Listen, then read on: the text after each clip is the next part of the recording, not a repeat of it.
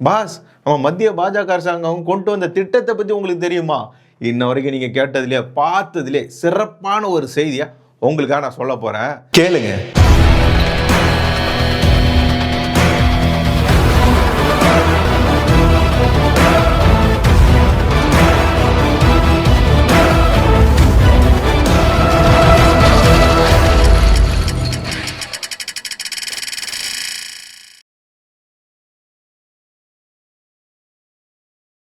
Pass, என்ன பாஸ்ன்னு சொல்றேன்னு பாக்குறீங்களா?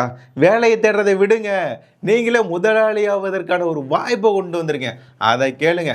மத்திய பாஜக அரசாங்கம் இருக்கு, அமித்ஷா இருக்காரு.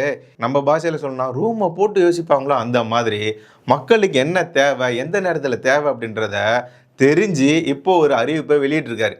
என்ன தெரியுங்களா? அது என்ன அப்படின்னா, நம்ம ஃபோனில் கண்டிப்பாக நான் சொல்ல போகிற அப்ளிகேஷன் இருக்கும். ஏதாவது ஒன்றாவது இருக்கும்.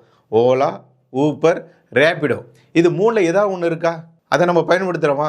இதே மாதிரி வாகனங்கள் வச்சிருக்கிறவங்களும் அதை பயன்படுத்துவாங்க. சில பேர் ஒரு நிறுவனத்துக்கிட்ட கார் வாங்கிக்கிட்டு அதில் வாடகைக்கு ஓட்டிகிட்டு இருப்பாங்க.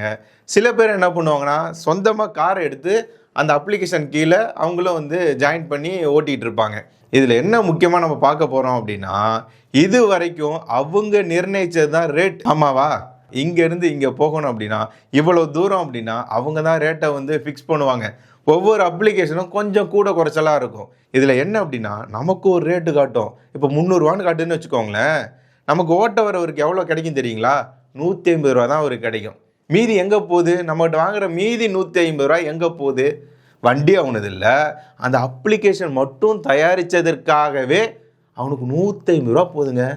வண்டியை போட்டு, உழைப்பை போட்டு, நேரத்தை போட்டு, உடல் உழைப்பை போட்டு ஒருத்தன் நமக்காக வரவனுக்கு 150, நம்மகிட்ட இருந்து வாங்குறது 300. அப்போ எங்கே இந்த கொள்ள லாபம் போகுது? அப்போ கஷ்டப்படுற மக்களுக்கு என்ன பண்ணணும்? நமக்கு போயிட்டு வர போக்குவரத்துக்கு, பயணிகளுக்கு எந்த மாதிரியான முறையில், எந்த மாதிரியான ஒரு நல்ல ஒரு பயணத்தை கொடுக்க முடியும்? பயணிக்கிற பயணிகளுக்கும் ரேட்டு குறையணும், அந்த வண்டி ஓட்டக்கூடிய ஓட்டுநருக்கும் அந்த வண்டி முதலாளிக்கும் லாபம் கிடைக்கணும். அப்போ என்ன பண்ணலாம் அப்படிங்கும்போது, நமது மத்திய அரசாங்கம் பாரத் டாக்ஸி அப்படின்றத ஒன்று அறிமுகப்படுத்துகிறாங்க.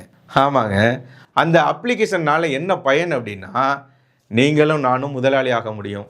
இந்த 300 கொடுத்து 150 ரூபா கிடைக்கிறதுலாம் இங்கே வேலைக்கே ஆகாது. நீங்கள் தான் முதலாளியே. இதில் வெளிப்படைத்தன்மைன்னு ஒன்று உண்டு.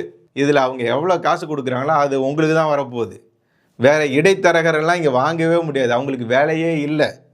இன்னொன்று, இந்த கேன்சல் பண்ணுறது, புக்கிங் பண்ணிட்டு கேன்சல் பண்ணால் காசு பிடிப்பாங்களே, அதுவும் கிடையாது. இதில் குறிப்பாக என்ன அப்படின்னா, அந்த ஓட்டுறவங்களுக்கு நட்டம், நமக்கும் நட்டம். கேன்சல் பண்ணுற ஏதோ ஒன்றா நமக்கும் நட்டம். இதில் நான் ஒரு முறை காரில் பயணிக்கும்போது எனக்கு 300 காட்டுது. அவங்கக்கிட்ட கேட்கும்போது எவ்வளோ சார் உங்களுக்கு காட்டுச்சு அப்படின்னு என்கிட்ட கேட்டாங்க. நான் சொன்னேன், சார் எனக்கு ஒரு 300 காட்டுதியா, உங்களுக்கு காட்டாதா அப்படின்னு. இல்லை சார், எனக்கு அதை விட கம்மியாக தான் காட்டுது, எனக்கு ஒரு மேலே ஒரு 50 ரூபா இல்லைன்னா 30 ரூபாவது போட்டு கொடுக்குறீங்களா அப்படின்ட்டு இருந்தார். நான் இருந்துக்கிட்டு, என்ன அது ஒரு ரேட்டு காட்டுது, இதுவே கொஞ்சம் அதிகம் தான், ஆனால் இவங்க மேலே ஒரு 30 ரூபா 50 ரூபா கேட்குறாங்களே அப்படின்னு சொல்லி நான் அவர்கிட்ட பேசும்போது சொல்கிறாரு, இல்லை சார், எனக்கு காட்டுறதே கம்மி தான், எனக்கு இதில் கிடைக்கிறதும் கம்மியாக தான் சார் கிடைக்கும், இதில் எனக்கு லாபமே இல்லை சார், இதை வச்சு என் காருக்கு டியூ கட்டணும், என் பிள்ளையும் படிக்க வைக்கணும், என் குடும்பத்தையும் பார்த்துக்கணும் சார், நீங்கள் கொஞ்சம் பார்த்து மேலே போட்டு கொடுங்க சார் அப்படின்னாங்க. இது குறிப்பாக சென்னையில் இந்த மாதிரி போயிட்டுருக்கு. நீங்கள் கோயம்புத்தூர் வேறு சைட்லாம் போனீங்கன்னா அவங்க ஃபோனை எடுத்த உடனே சொல்கிறது இதுதான், மேலே ஒரு 10 ரூபா கொடுக்குறீங்களா, 20 ரூபா கொடுக்குறீங்களா. பல இடங்களில் போராட்டங்களே நடத்துகிறாங்க, அறிவிக்கிறாங்க, எங்களுக்கு இந்த அப்ளிகேஷனே தேவையில்லை, நீங்கள் எடுத்துருங்க அப்படின்னு சொல்லி. ஏன் அப்படின்னா, நம்ம பயணிக்கிற நமக்கும் லாபம் இல்லை, சரியான ஒரு பயணத்தை அமைச்சு கொடுக்கறதில்ல. அதே மாதிரி இதுக்கு வண்டி ஓட்டுறாங்கள அவங்களுக்கும் லாபம் கிடைக்கல. அப்போ யாருக்கு தான் இந்த காசுலாம் போயிட்டுருக்கு? கொள்ள லாபம் யார் பார்த்துட்ருக்கா அப்படின்னா, இந்த நிறுவனங்களை நடத்தக்கூடிய பெரும் முதலாளிகள். அப்போ மத்திய பாஜக அரசாங்கம், அமித்ஷா அவர்கள் என்ன நடவடிக்கை எடுத்திருக்கிறார் அப்படின்னா, ஓகே, இதை கட் பண்ணணும், சரி பண்ணணும் அப்படின்னு சொல்லி தான் அந்த பாரத் டாக்ஸி அதை அறிமுகப்படுத்தி, இதில் நம்ம கார் எடுத்து போட்டு வாடகைக்கு ஓட்டினாலும் லாபம் கிடைக்கும், வேறு யாரு காரையோ எடுத்து நம்ம டிரைவராக அதில் ஜாயின் பண்ணாலும் லாபம் கிடைக்கும். ஏன் அப்படின்னா, நம்ம என்ன புக் பண்ணும்போது காசு காட்டுதோ அது அவங்களுக்கு தான் போகுது, வேறு யாருக்கும் போகிறதில்ல, அவங்க தான் முதலாளி. இந்த பாரத் டாக்ஸின்றதை அறிவித்த உடனே மற்ற நிறுவனங்கள்லாம் 50% பக்கமாக ரேட்டை குறைச்சிட்டாங்கங்க. அப்போ பார்த்தீங்களா எவ்வளவு கொள்ள லாபம் பார்த்துருக்காங்க அப்படின்னு சொல்லி. இதை தான் கண்டுபிடிச்சி மத்திய பாஜக அரசாங்கம் அமித்ஷா அவர்கள் நடவடிக்கை எடுத்திருக்கிறாரு. பாரத் டாக்ஸின்றதை கொண்டுட்டு வந்திருக்காரு. நான் அதே மாதிரி இன்னொரு முறை பயணிக்கும் போது நான் இது மாதிரி சொன்னேன். அமித்ஷா அவர்கள், உள்துறை அமைச்சர் அமித்ஷா அவர்கள் இந்த மாதிரி ஒரு அப்ளிகேஷனை கொண்டு வர போகிறாரு அப்படின்னு சொல்லி. அதுக்கு அவர் கேட்டார், எப்போ கொண்டு வர போகிறாரு? நாங்கள் அதுக்காக தான் காத்துக்கிட்டு இருக்கோம். ஏன்னா நாங்கள் இதில் படாத பாடு பட்டு அழியிறோங்க. எங்கள் உடம்பே போகுது. நைட்டு பகல் கண்ணு முழிச்சு ஓட்டினா கூட லாபமே கிடைக்க மாட்டேங்குது. பார்த்தீங்களா, உங்களுக்கு ஒரு ரேட்டு காட்டுறாங்க, எனக்கு ஒரு ரேட்டு கொடுக்குறாங்க. ரொம்ப கஷ்டமாக இருக்குன்னு சொன்னவருக்கு கண்டிப்பாக இந்த அப்ளிகேஷன் வந்ததுலாம் கோடி புண்ணியம், கோயில் கட்டி கும்பிடுவார். அந்த அளவுக்கு மத்திய பாஜக அரசாங்கம் பண்ணியிருக்கு.